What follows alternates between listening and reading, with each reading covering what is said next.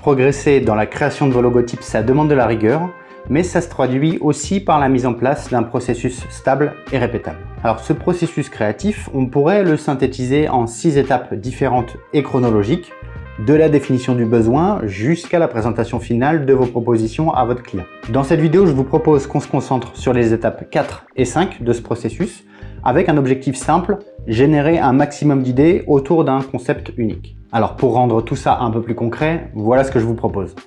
On va partir sur le hibou comme base de travail et j'assume complètement ce choix très subjectif. Et l'objectif, ce sera de générer des concepts très différents pour adresser des besoins très différents. Alors pour le premier concept, on va partir sur une salle de sport. Pour le second, ce sera plutôt l'univers des tout-petits. Et pour le dernier concept, ce sera une marque de produits cosmétiques. Bon, avec tout ça, on a pas mal de travail, donc on s'y met tout de suite après ça.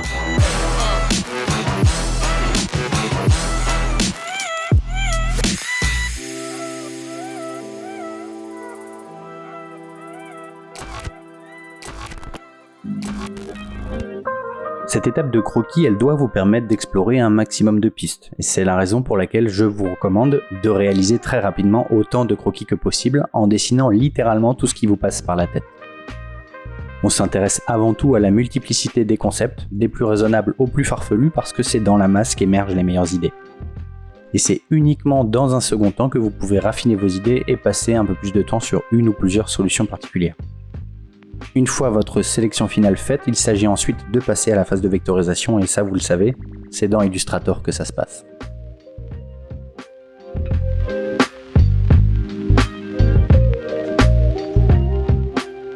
Allez, regardons tout de suite comment créer ce premier concept de logotype. On va aller chercher les croquis que j'ai photographiés, on va les importer dans la fenêtre pour en sélectionner un à vectoriser ensuite. Alors parmi les solutions que j'ai dessinées, il me semble que une de ces trois propositions-là correspond le mieux à ce concept de la salle de sport, du fait de ce regard assez déterminé, on va dire, et des formes courbes mais en même temps saillantes qui évoquent pour moi le dynamisme et quelque part la force. Je vais sélectionner parmi les trois le dernier qui me semble être le plus approprié. Donc je vais créer un cadre autour en appuyant sur M. Et ensuite, en sélectionnant les deux formes, on va cliquer sur créer un masque d'écrêtage. Ça nous permet de isoler ce dessin. On va double-cliquer à droite dans la fenêtre pour estomper le calque. Et on va créer un calque supérieur. Ça nous permet d'avoir une vision un peu plus claire de ce qu'on va pouvoir faire ensuite. Quand je regarde rapidement la façon dont est construit ce logotype, je vois qu'en fait c'est une succession de formes courbes et donc je pense qu'avec uniquement des tracés de type cercle, on va pouvoir réaliser ce logo. Donc on va attaquer tout de suite. Je vais créer un premier cercle avec un contour de 1 point pour voir ce qu'on fait et je vais essayer de le superposer à la forme. Je vais l'agrandir un peu pour correspondre avec le rayon de courbure de ce que j'avais dessiné. Donc ça c'est pas mal. Ensuite un second cercle qu'on va venir créer ici pour correspondre à la paupière inférieure. Voilà, on essaye de matcher la forme à chaque fois. Et maintenant je fais commande ou CTRL C, commande ou CTRL F pour copier en place au premier plan. Et je réduis. Ça va nous permettre de créer la partie intérieure qui correspond à la pupille. Ce que je vais faire, c'est que je vais essayer d'aligner le centre de ces deux cercles avec la courbe ici. Donc en gros, faire correspondre ce centre-là, voilà, avec la courbure. Et quand je regarde mon design, je commence à prendre quelques libertés par rapport à mon schéma. Et je fais ça parce qu'en fait, ici, ce sera le point d'intersection de la courbure, on va dire l'apex de la courbe avant qu'elle reparte dans l'autre sens. Et si j'ai la paupière et la pupille trop près de cet axe-là, en gros, on va avoir une chouette ou un hibou avec un strabisme convergent. Donc on va essayer d'éviter ça. Donc je vais là prendre quelques libertés par rapport au dessin et je vais venir un peu prendre de la marge. Voilà, je vais le mettre par là. On va venir ajouter une nouvelle courbe ici, donc commande ou CTRL C, commande ou CTRL F, encore une fois, et on va venir étendre ce cercle-là pour correspondre au rayon supérieur. Et donc là, il me reste une dernière courbe qui doit correspondre au front, on va dire, ou à la partie supérieure de la tête. Donc on va venir créer, en utilisant ce point-là pour nous centrer, un nouveau cercle. Alors, si je veux correspondre à mon schéma, je vais m'arrêter ici, mais en fait, je vais prendre encore une fois quelques libertés. On va venir faire un tracé un petit peu plus grand, parce qu'en fait, je pense que de correspondre au démarrage de la pupille ici, ça rendra quelque chose de mieux. Donc là, c'est assez brouillon, vous allez me dire, on voit pas grand-chose. On va venir corriger tout ça en tout sélectionnant et en appuyant sur majuscule M, qui correspond à l'outil concepteur de forme, pour venir clarifier tout ça. Donc l'outil concepteur de forme nous permet d'ajouter et de soustraire des formes entre elles en appuyant alternativement sur Alt. Donc si j'appuie sur Alt et je maintiens appuyé, on a ce petit moins qui apparaît, qui nous permet de supprimer des formes. Donc je ne vais pas tout supprimer, et quand je relâche, on a le petit plus qui apparaît. Donc là je vais vite, vous voyez, on essaye d'ajouter les formes qui nous intéressent et de supprimer les formes qui ne nous intéressent pas. Donc on va supprimer ça, et ensuite il ne reste plus qu'à faire un peu de place avec l'outil de sélection directe pour venir supprimer les tracés qui ne nous intéressent pas. C'est-à-dire, en gros, ces ensembles de points du grand cercle extérieur, on n'en a pas besoin. Je vais même aller jusqu'à supprimer ces deux points qui sont ici, et on va aller réduire les tracés qui sont là en sélectionnant avec l'outil de sélection V le tracé, on appuie sur P et on va venir créer un point ici et un autre également là. L'intérêt de faire ça, c'est que maintenant ce point-là, il peut devenir le point terminal de la forme si je supprime celui qui est juste derrière. Et ici, je veux créer une forme discontinue, donc je supprime le tracé qui est au milieu. On va faire la même chose pour ce tracé-ci, on appuie sur P, on crée un nouveau point, A pour la sélection directe et je supprime. Et là, on a vraiment l'image de ce qu'on va avoir en termes de logo définitif. Je vais même masquer le tracé du dessin qui est en dessous. Maintenant, je sélectionne tout, CTRL-C, CTRL-F ou commande-C, commande-F, je clique droit, transformation, miroir à 90 degrés.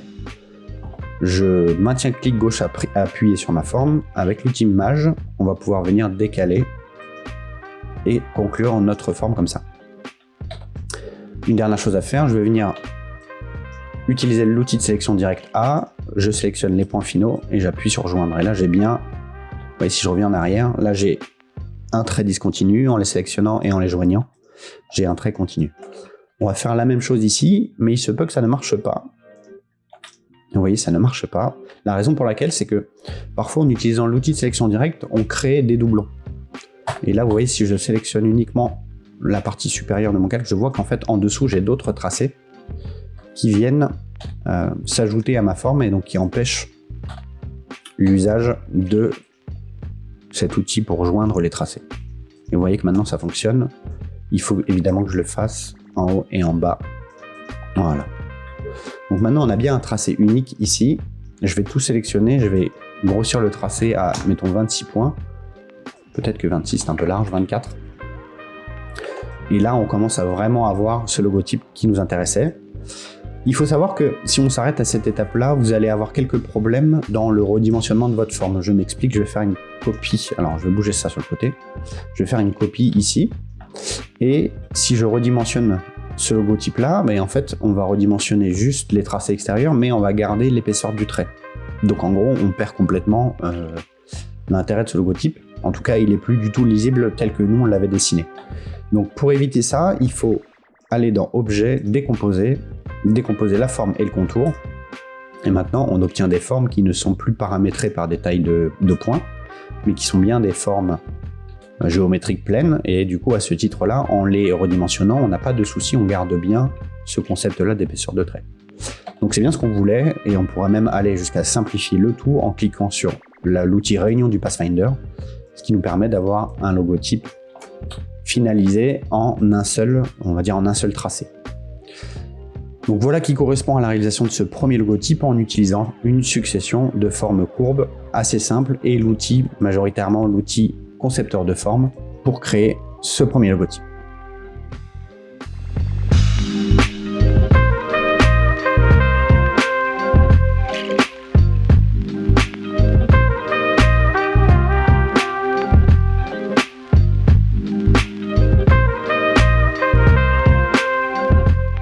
Donc pour ce deuxième concept, on va se rapprocher de l'univers des enfants, et à ce titre-là, j'ai choisi de partir sur cette solution-là. C'est une solution qui m'intéresse parce qu'elle me rappelle ces petites briques qu'on pouvait assembler avec des formes géométriques très simples, pour créer tout type de personnages ou d'animaux quand on était enfant. Et donc je pense qu'en ce sens, c'est plutôt bien adapté. L'autre intérêt, c'est que ça va nous permettre de voir une autre technique pour la création de logotypes, assez rapide et plutôt efficace. Donc on va simplement redimensionner un petit peu ce dessin-là pour se rapprocher d'une échelle un peu plus petite. Et vous allez comprendre tout de suite pourquoi. On va aller dans affichage et on va afficher la grille et le magnétisme de la grille. Donc j'utilise les raccourcis commande ou contrôle F7 et commande ou contrôle maj F7. Et donc là, on va utiliser ce dessin comme un repère visuel. On va venir construire notre forme sur la grille qui est juste à côté. Donc on va commencer tout de suite. On va appuyer sur L pour créer un cercle. Et vous voyez qu'en fait, il y a vraiment cet effet de magnétisme de la grille qui ne me permet pas de dessiner autrement qu'en respectant la largeur des contours qui est présente là. Donc maintenant que la tête est dessinée, on va venir dessiner le corps avec une forme rectangulaire. J'appuie sur M. Ensuite, en utilisant l'outil de sélection directe A, je vais venir créer un arrondi de ce côté-là pour créer l'arrondi du corps. Alors je prends déjà un peu quelques libertés, vous voyez, par rapport à mon dessin. L'idée, c'est de se rapprocher de la forme en ayant en tête qu'on reste dans l'univers des enfants. Donc on va plutôt rester sur quelque chose d'un peu cartoony, un peu déformé, c'est-à-dire proportionnellement une tête qui est un peu plus grosse que le corps. Donc on va continuer. On va créer un nouveau rectangle, j'appuie sur M. On va s'arrêter même ici pour créer la deuxième aile qui est par-dessus. Je sélectionne ce point-là, c'est toujours la même opération. Je vais essayer de faire en sorte d'avoir des largeurs constantes ici en haut et en bas. Là, je vois que j'ai une largeur de 4 rectangles et là, ici, j'en ai que 3. Donc, en fait, je vais remonter. Maintenant, il s'agit de copier cette forme-là. Je fais une rotation à 90 degrés. Venir la positionner ici, par exemple. Et par opération de transformation miroir horizontale, je vais venir rectifier. Donc là, on a déjà bien avancé sur le corps de notre hibou ou notre chouette. Et pour la représentation de la branche, je vais venir utiliser l'outil plume. Et je préfère, plutôt qu'une branche qui rappelle un côté un peu aride, je préfère symboliser ça par des feuilles. Donc on va revenir créer ici 2 cercles qu'on va venir superposer. Et avec l'outil du Pathfinder, on va intersecter les deux formes pour garder uniquement une forme de feuille. Donc je vais venir en positionner une ici. Une deuxième en dessous, voilà, et une troisième dans l'axe de ma feuille. Donc je vais peut-être, même très probablement, redimensionner un peu tout ça pour nous faire un petit peu de place, et on va baisser la branche pour avoir un petit peu d'espace. Donc là, j'ai la forme de base de ma chouette ou de mon hibou. Je vais ajuster ça.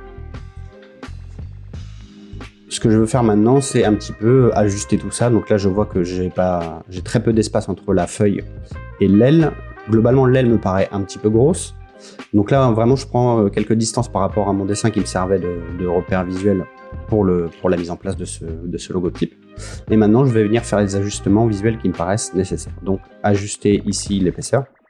En tout cas, rajouter de l'espace négatif pour augmenter la lisibilité. Et on va venir probablement réduire l'épaisseur de l'aile ici, peut-être un petit peu tasser un peu plus le corps.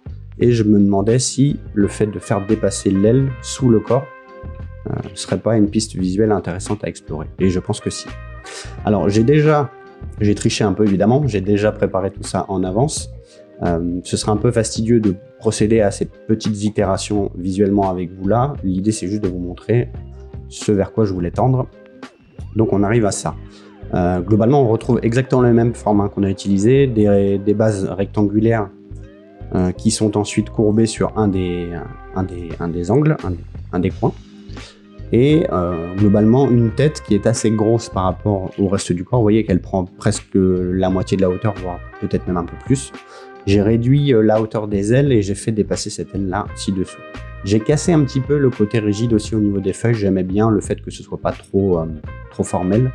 Et j'ai retravaillé avec 2 cercles qui s'intersectent la forme des yeux pour vraiment avoir quelque chose de jovial. Donc là maintenant, vous connaissez le reste du processus. Je le fais rapidement avec vous.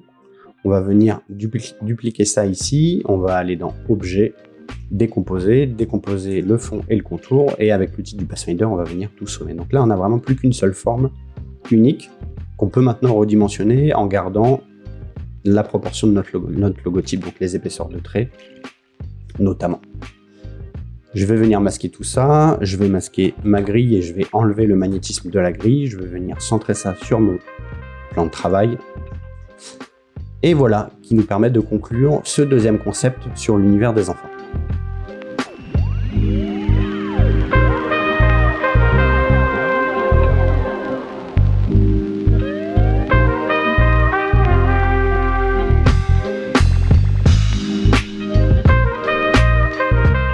Allez, pour ce dernier concept qui concerne une marque de produits cosmétiques, je suis parti sur ce choix-là, qui me paraissait être un petit peu plus conceptuel que les autres, et j'aime bien le côté assez épuré de la ligne. Donc je pense que ça correspond bien à ce type de marque. Donc on va reprendre une conception circulaire comme on l'avait vu pour le premier exemple, mais avec une petite modification par rapport à la façon dont on a procédé.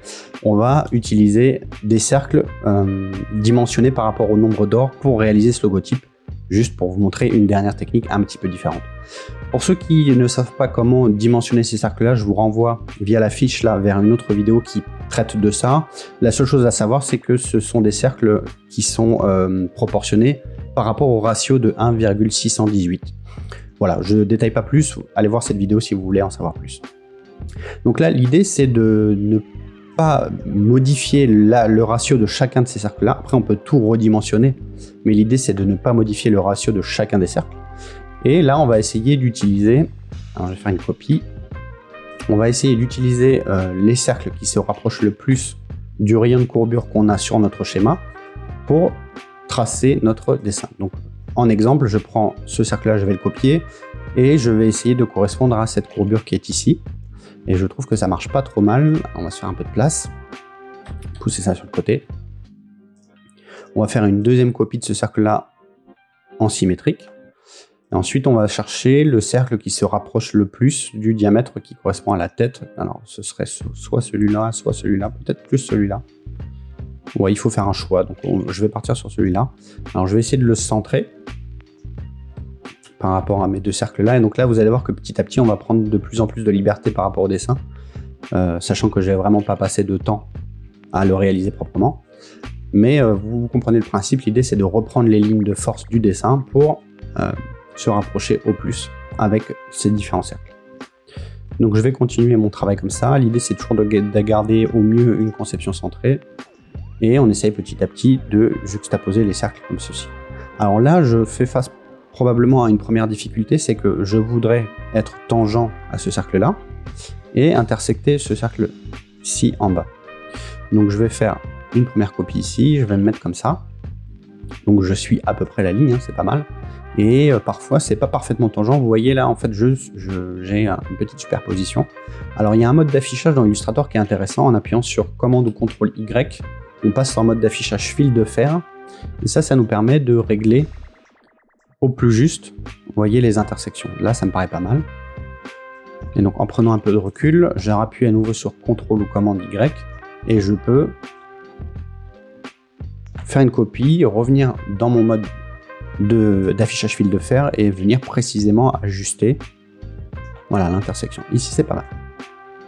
Donc, on va continuer comme ça, petit à petit, jusqu'à remplir l'intégralité de notre forme avec un nombre de cercles suffisant pour correspondre à chacune des lignes. Alors j'ai pris un peu d'avance, c'est pas très intéressant de vous montrer, c'est un peu fastidieux, tout le processus. Donc on va regarder ce à quoi je suis arrivé, donc ça correspond à ça. Ensuite maintenant je vais venir tout sélectionner. Alors évidemment mon calque est verrouillé. Je vais tout sélectionner, je vais peut-être même supprimer mon dessin en arrière-plan dont on n'a plus besoin. Et je vais venir, alors toujours pareil, je vais revenir un petit peu en arrière quand même, parce que j'aime bien avoir une copie. Donc, commande C, commande F, je copie en place et je mets ça sur le côté. Voilà, comme ça, si je fais une erreur, je peux toujours tout supprimer et réutiliser cette portion-là. Et donc là, on va revenir à l'usage du concepteur de forme, comme on l'a vu dans les deux exemples précédents, majuscule M. Et là, vous allez voir que ça va vite prendre forme. On supprime ça, on supprime ça, on supprime ça. Et en fait, on a quasiment notre logotype terminé. On va juste ajouter quelques formes ici, celle-ci, celle-ci, celle-ci et celle-ci. Tout ça, on va l'ajouter. Ici, ça n'a pas lieu d'être. Ça non plus, ça non plus. Donc l'idée, vous voyez, c'est de générer de la simplification en gardant les formes principales. Là, j'ai un petit point qui se balade. Je vais le supprimer. Et ici, alors, j'ai supprimé des lignes importantes. Là, vous voyez, je me suis trompé. Voilà. Là, j'ai supprimé des lignes qui correspondent au corps. Donc, je reviens en arrière, pas de souci. Et vous voyez, je vais venir ajouter ça ici. En revanche, celle-ci, il ne faut pas que je les supprime, puisqu'elles correspondent au corps de la chouette. Donc, j'ai toujours mon petit point là qui m'embête. Je le supprime.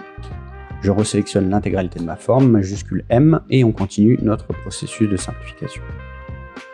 Voilà, ça je l'ajoute ici, ça correspond à cette petite forme là, et ça à celle-ci. Et j'ai encore ce point qui se balade, donc je le supprime. N'ayez pas peur d'avoir à raffiner le dessin, il n'y a aucun souci. Donc là on est sur une version qui est quasi définitive, on va comme d'habitude augmenter l'épaisseur du trait. Voilà, peut-être que 8 je me suis un peu saucé, on va rester sur 5.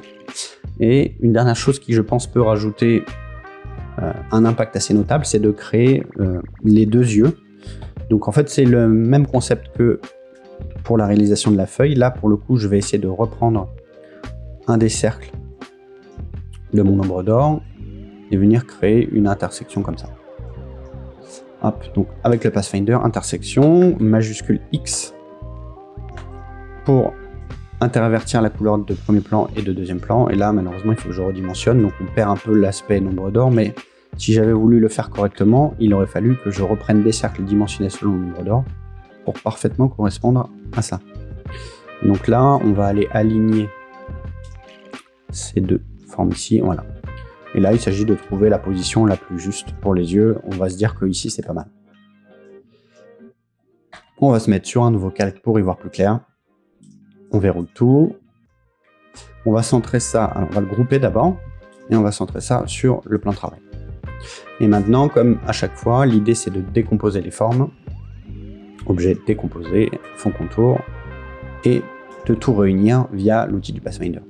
Si on a besoin de créer un contour un petit peu plus épais, eh bien on a toujours la possibilité de rajouter ici du contour à la forme, vous voyez, pour épaissir le tout. L'idée c'est quand même de garder quelque chose de lisible, hein.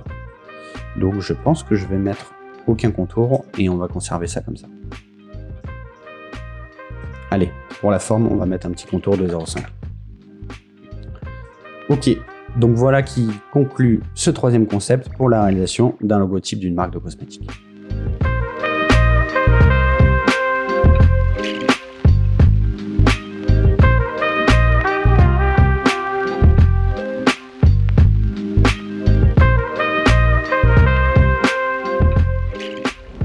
Bon, j'espère que cet exercice de création graphique vous a plu. En tout cas, moi, j'ai pris pas mal de plaisir à le réaliser. Alors, ce qu'il faut retenir de cette vidéo, au-delà des techniques qui sont présentées sur le travail de vectorisation dans Illustrator, c'est surtout cette nécessité de produire un maximum de concepts pendant la phase de recherche créative. Alors, je ne l'ai pas détaillé là dans la vidéo, mais la façon dont moi je procède, c'est plutôt par itération. C'est-à-dire, je vais m'attarder sur cette phase de recherche créative avec des croquis et je vais m'adosser ensuite à une phase de recherche de références qui vont permettre de nourrir mes croquis et par effet boule de neige comme ça, je vais enrichir et augmenter mes solutions à mes propositions. Évidemment, on garde que les meilleurs qu'on vient vectoriser enfin comme on l'a vu ensemble. Donc gardez bien ça en tête, hein, c'est vraiment le propos de cette vidéo. Maintenant, c'est à vous de jouer. Moi je vous dis à bientôt et restez curieux.